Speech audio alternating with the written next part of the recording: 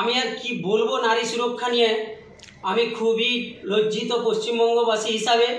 নারী সুরক্ষা নিয়ে কথা বলতে গেলে আমি বলতে চাই প্রথমত যে আমি অভয়ার মা, তার মেয়ের বিচার চাইতে গিয়ে তিনি আক্রান্ত হয়েছে পুলিশের হাতে।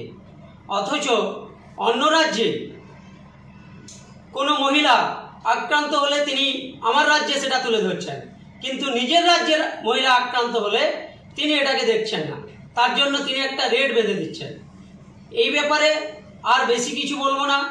অতএব এখানে পশ্চিমবঙ্গবাসী হিসাবে আমি খুবই লজ্জিত নারী সুরক্ষা নিয়ে দিদির। আর এই ব্যাপারে না ঘামিয়ে নারীদের যাতে সুরক্ষা দিতে পারে, যারা সমস্ত মহিলা যাতে সব দিক থেকে সুবিধা সুযোগ দেওয়ার কথা তিনি বলছেন যে লক্ষ্মী ভাণ্ডার থেকে শুরু করে নারীদের আমি সব দিচ্ছি, কিন্তু তিনি দিয়ে কি করছেন? নারীরা যদি আক্রান্ত হয়, রাস্তাঘাট পথে সঠিকভাবে ঠিকভাবে যদি চলাচল করতে না পারে, তাহলে তিনি তার রাজ্যের সুরক্ষা কি দিবেন? আপনার নাম? বিমল মণ্ডল।